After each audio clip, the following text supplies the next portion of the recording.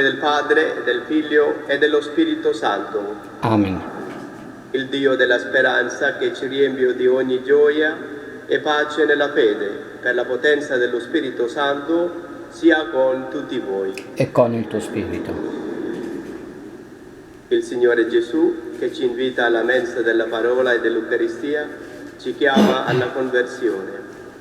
Riconosciamo di essere peccatori e invochiamo con fiducia la misericordia di Dio. Buongiorno a tutti, ci siamo appena collegati al sito internet della Basilica di San Francesco d'Assisi, che sta riprendendo in diretta la celebrazione della Santa Messa.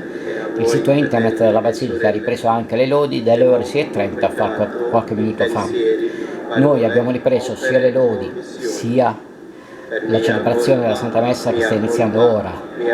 La riprendiamo dalla pagina Facebook del sito internet della Basilica di San Francesco d'Assisi, dove il sito internet posta la sua ripresa in diretta. Noi riprendiamo dalla pagina Facebook del sito internet della Basilica di San Francesco d'Assisi la diretta della Santa Messa e la ritrasmettiamo in diretta condividendola a tutti i nostri amici di Facebook. Auguriamo a tutti una buona partecipazione alla Santa Messa. Un pensiero particolare va a tutti coloro che soffrono per il coronavirus in Italia e nel mondo, soffrono malattie, infermità, fame, sete, povertà. Buona giornata a tutti. Signore, pietà. Signore, pietà. Cristo, pietà. Stiamo condividendo ora la liturgia della Santa Messa che abbiamo scaricato questa mattina dal sito internet lachiesa.it.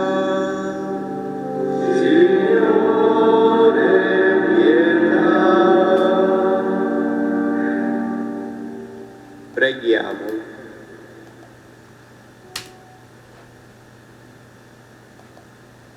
O Dio nostro Padre, che nella celebrazione della Quaresima ci fai pregustare la gioia della Pasqua, donaci di contemplare e vivere i misteri della redenzione per godere la pienezza dei suoi frutti.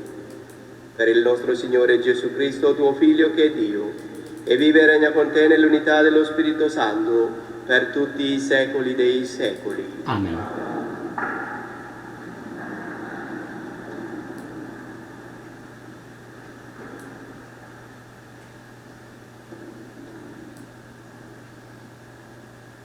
Dal libro del profeta Osea. Venite, ritorniamo al Signore. Egli ci ha straziato ed Egli ci guarirà. Egli ci ha percosso ed Egli ci fascerà. Dopo 2 giorni ci ridarà la vita e il terzo ci farà rialzare e noi vivremo alla sua presenza. Affrettiamoci a conoscere il Signore, la sua venuta è sicura come l'aurora. Verrà a noi come la pioggia d'autunno, come la pioggia di primavera che feconda la terra. Che dovrò fare per te, Efraim? Che dovrò fare per te, Giuda? Il vostro amore è come una nube del mattino, come la rugiada che all'alba svanisce. Per questo li ho abbattuti per mezzo dei profeti, li ho uccisi con le parole della mia bocca, e il mio giudizio sorge come la luce, poiché voglio l'amore e non il sacrificio, la conoscenza di Dio più degli olocausti. Parola di Dio. Rendiamo grazie a Dio. Tu gradisci, o Dio, gli umili di cuore. Gradisci, o Dio. Pietà di me, o Dio, nel tuo amore, nella tua grande misericordia, cancella la mia iniquità. Lavami tutto dalla mia colpa, dal mio peccato rendimi puro. Gradisci, o Dio, gli umili di cuore. Tu non gradisci il sacrificio, se offro olocausti tu non li accetti. Uno spirito contrito e sacrificio a Dio, un cuore contrito e affranto tu, o Dio, non disprezzi. Gradisci, o Dio, Nella tua bontà fa grazia a Sion, ricostruisci le mura di Gerusalemme. Allora gradirai i sacrifici legittimi, l'olocausto e l'intera oblazione. Gradisci, o Dio, gli umili di cuore.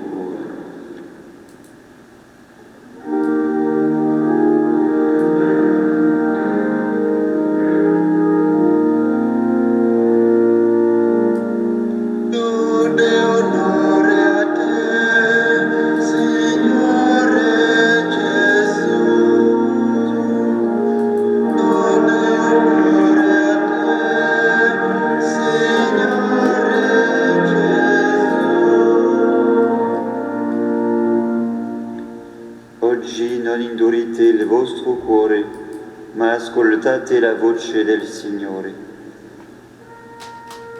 Lode e onore a te, Signore Gesù.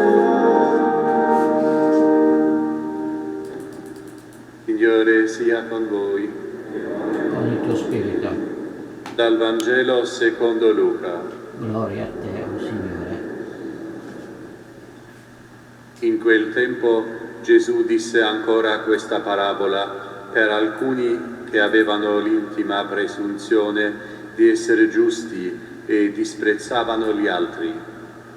2 uomini salirono al Tempio a pregare. Uno era fariseo e l'altro pubblicano.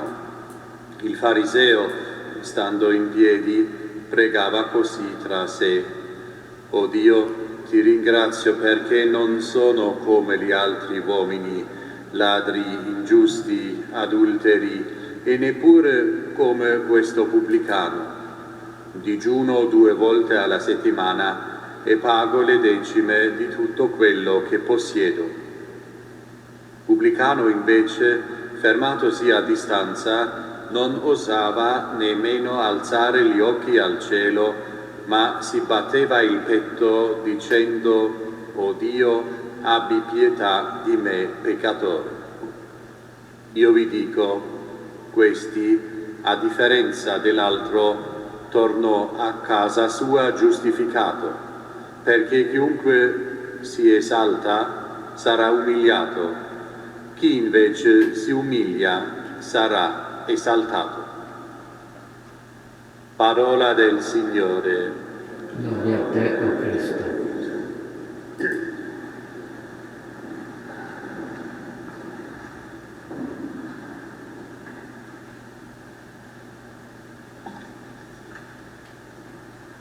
Pace e bene cari fratelli e sorelle. L'introduzione che il Vangelo mette alla parabola raccontata da Gesù ci aiuta a smascherare una pericolosa deriva della vita di fede, il sentirsi migliori degli altri. Sentirsi migliori è il chiaro segno che ci racconta il fallimento della nostra vita spirituale. Chi ha un'autentica vita spirituale non si sente mai superiore agli altri, ma sente crescente dentro di lui una grande compassione che lo fa sentire in comunione profonda con tutto e tutti, anche con ciò che è lontanissimo da lui. Ecco perché il pubblicano, che chiede solo perdono, senza mettersi a paragonare con nessuno, torna a casa giustificato. L'esperienza di fede, infatti, ci dà un grande realismo su chi siamo noi, sulla nostra miseria, sui nostri limiti, sulle nostre fragilità, ma allo stesso tempo ci fa sentire profondamente amati così come siamo, e per proprio questo innesca in noi una possibilità di cambiamento.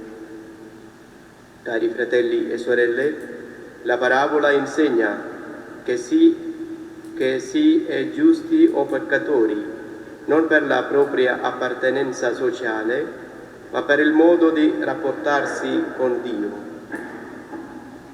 Ricordiamo le parole di San Francesco nella 29esima ammonizione: per accogliere meglio il messaggio del brano evangelico di oggi. Beato il servo, il quale non si ritiene migliore quando viene magnificato ed esaltato dagli uomini, di quando è ritenuto vile, semplice e spregevole, poiché quando l'uomo vale davanti a Dio, tanto vale e non di più. Chiediamo al Signore la vera umiltà del cuore per ottenere il perdono per il nostro sentirsi migliori degli altri e per essere giustificati soltanto dal Signore. Sia lodato Gesù Cristo. Sempre sia lodato.